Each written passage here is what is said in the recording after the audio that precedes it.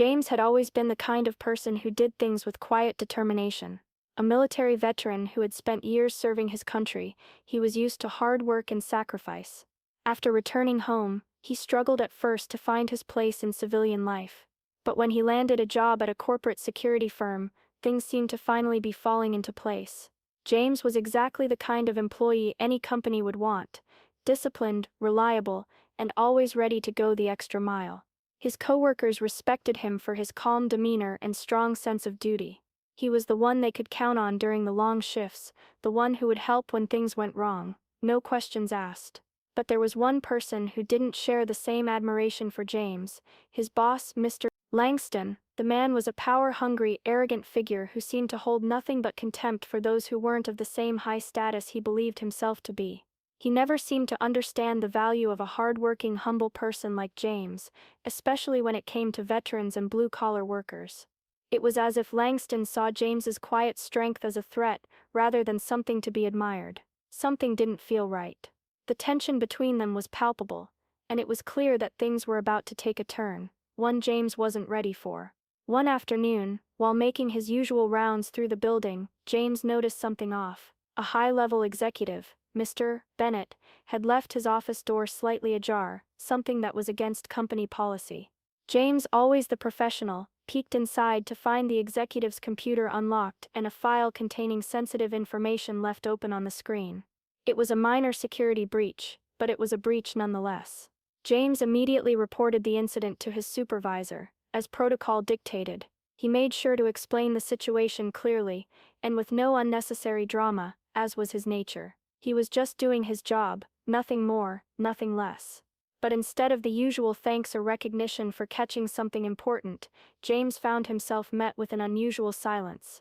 The following days were strange. Mr. Langston, who had always been somewhat aloof but professional, started acting differently. James's hours were cut, a decision made with no explanation. His presence in meetings was either ignored or minimized. When he did speak, his opinions were dismissed or laughed off, even if they were relevant to the discussion. The behavior from his coworkers shifted too. They were polite, but there was a new coldness in their interactions. James couldn't shake the feeling that something was brewing behind the scenes, and it was centered on him. Whenever he passed by Mr. Langston, he could feel the tension in the air, a kind of disdain that seemed to go beyond mere annoyance. It wasn't just the reduction in hours or the quiet treatment that bothered him, it was the feeling that he was being singled out. James had always believed in working hard and staying out of office politics, but now, it felt like the walls were closing in on him for doing the right thing. Rumors began circulating around the office, whispers that he might be let go. No one said it outright, but it was clear James was no longer welcome in the place he had dedicated so much time and effort to. Despite all of this, James kept his head down, never once retaliating. He remained respectful, focused on the job, but with every passing day, it became more evident that something wasn't right, and he was at the center of it. The tension was building, and it wouldn't be long before the inevitable happened. One morning, James was summoned to Mr. Langston's office. His heart sank as he walked down the hallway, knowing something was wrong. When he entered the office, the door clicked shut behind him, and he was met with Mr. Langston sitting behind his sleek, polished desk, his expression unreadable. The air felt thick with tension, and James could sense that this wasn't a casual meeting. "James, I've been thinking about your performance here," Mr. Langston began, his tone almost too casual. "We've decided that it's time for you to move on." James blinked, stunned. "What do you mean?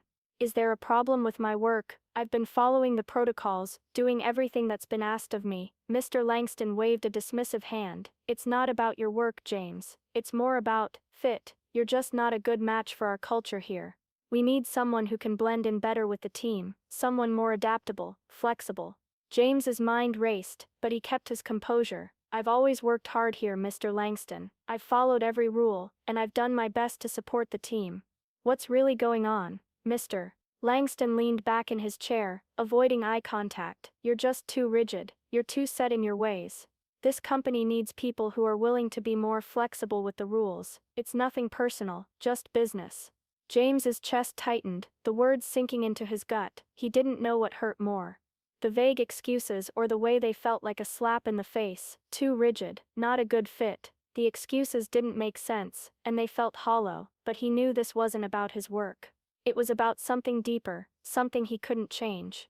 James's mind swirled as he stood up, trying to hold back the wave of devastation. He needed this job.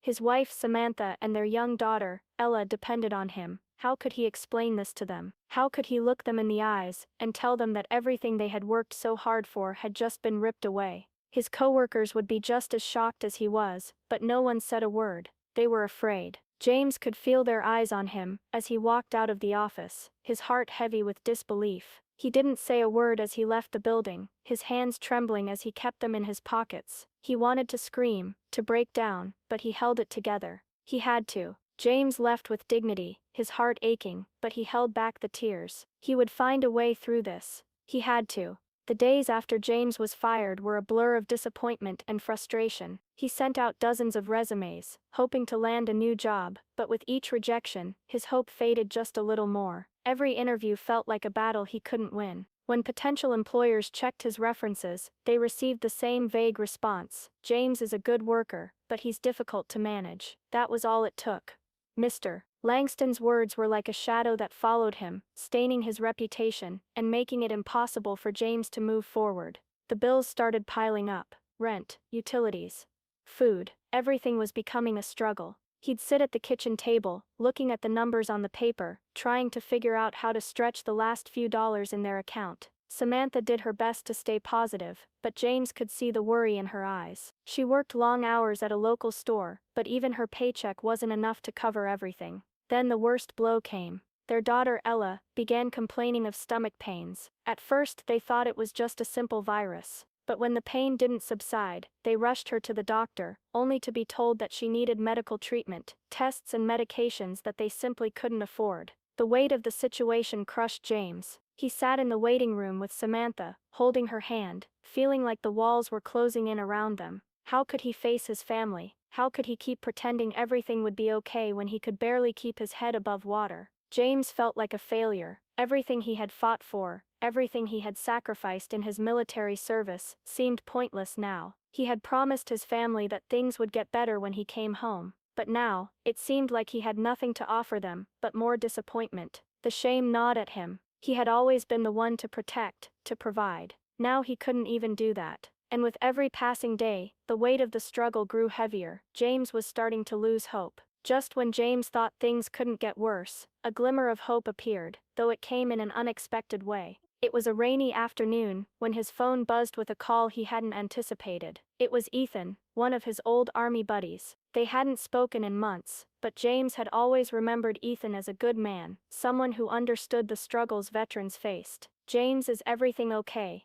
Ethan's voice was concerned, even before James had said much. "I heard what happened with your job. You know, I work for a major defense contractor now, and we're always looking for people with experience in security. I can get you an interview if you're interested." The offer was a lifeline. Ethan had always been a resourceful guy, and he knew how to get things done. James had always admired Ethan's tenacity, and now it seemed like that same drive might be what pulled him out of the mess he was in. The prospect of a job was exactly what he needed, and at this point he couldn't afford to be picky. He agreed to meet with Ethan. The next few days were a whirlwind. Ethan helped James through the application process, recommending him for a high-ranking security oversight position. The interviews were grueling, testing his knowledge and skills, but James handled them with the same calm precision he'd learned in the military. As the days passed, James grew more and more hopeful, but also increasingly anxious. He needed this more than anything. Finally, the call came. James had passed all the tests, and he was hired.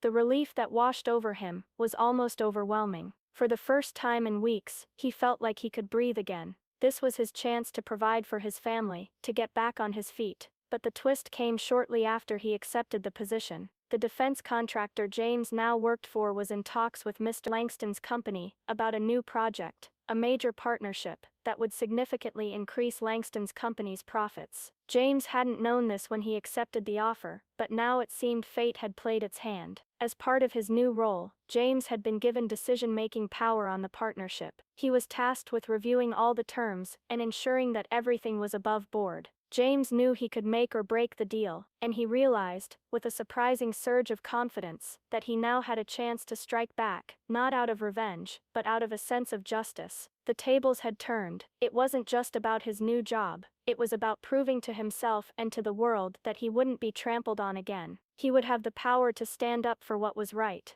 Mr. Langston had no idea what was coming. The day of the formal meeting between the two companies arrived, and James walked into the boardroom with a confidence he hadn't felt in months. He was dressed in a sharp suit, his new badge of authority glinting in the light. As he entered, he noticed a few familiar faces, but there was one that caught his eye immediately: Mr. Langston. The man was sitting at the far end of the table, chatting with some executives, and looked up in surprise when James stepped inside. For a moment time seemed to freeze. Mr. Langston's face went pale as he realized who had just walked in. His eyes flickered between the other people in the room, and James, and his jaw tightened. He quickly straightened in his chair, trying to mask his shock with a forced smile. "James," Mr. Langston said, a little too loudly, "what a pleasant surprise. I didn't know you'd be joining us today. We're so glad to see you." His tone was friendly, even though the underlying tension was palpable. He clearly hadn't expected this. James nodded politely, but didn't engage in small talk. He walked to his seat, placed his documents in front of him, and scanned the room. He could feel Mr. Langston's eyes on him, but he remained calm and focused. As the meeting began, James reviewed the internal reports on the partnership between the two companies. His hands tightened around the papers as he skimmed through them.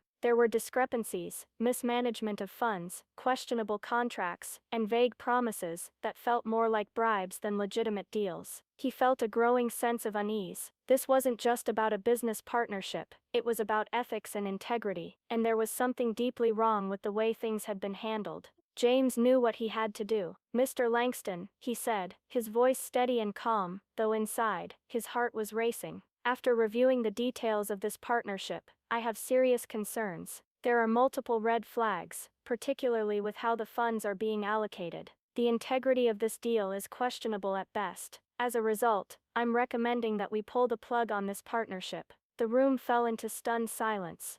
Mr. Langston's face turned crimson as he stammered, trying to recover from the unexpected blow. "What do you mean? This partnership is critical for both our companies." James didn't let him finish. "It's about leadership, Mr. Langston. Leadership that's willing to make decisions that are ethical, not just profitable. I can't in good conscience support this deal under these conditions." As the meeting unfolded, James stood firm in his decision. The fallout was immediate and brutal. The partnership was cancelled, and the financial consequences for Mr. Langston's company were disastrous. Millions of dollars were lost, and the company's reputation took a major hit. Some of Langston's top board members resigned, citing concerns about his leadership, and as the news spread, it became clear that Mr. Langston's position was no longer secure. His job was now in jeopardy. James didn't feel triumph, he felt calm. He had done what he knew was right, even if it cost him. He hadn't done this to destroy Langston, he'd done it to ensure that integrity wasn't compromised.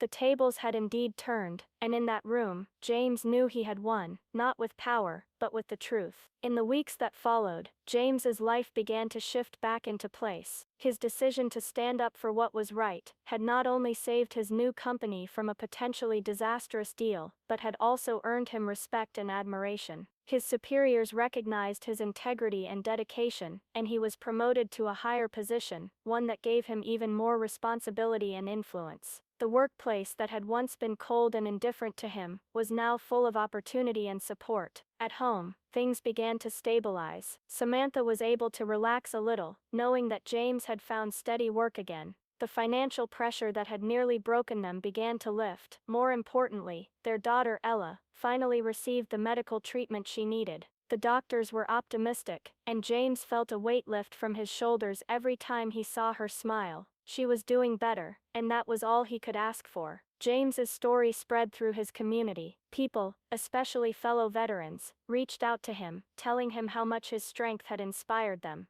Many had faced similar struggles with discrimination or mistreatment in the workplace, and hearing about James's perseverance reminded them that there was always a way forward, no matter how difficult it seemed. He became a quiet hero in his town, a man whose story proved that honesty, kindness, and quiet strength could still make a difference in a world often filled with shortcuts and dishonesty. The narrator reflects on how life has a way of coming full circle. What goes around always comes around, sometimes when least expected. In James's case, it wasn't a dramatic act of revenge or a moment of rage that brought him justice. It was his ability to hold on to his values, to stay grounded and true to himself, no matter the obstacles. In the end, the world rewarded him not for his power or ambition, but for his unwavering integrity, the one thing no one could take away from him. Thank you for watching this incredible story of strength, integrity, and perseverance. James's journey reminds us that no matter the challenges we face, staying true to our values can make all the difference. It's a powerful reminder that kindness, honesty, and quiet strength always come back around when we least expect it. If you enjoyed this story and found inspiration in James's journey, don't forget to like this video, comment below with your thoughts, and share it with others who might need a little encouragement today. And if you haven't already, make sure to subscribe to our channel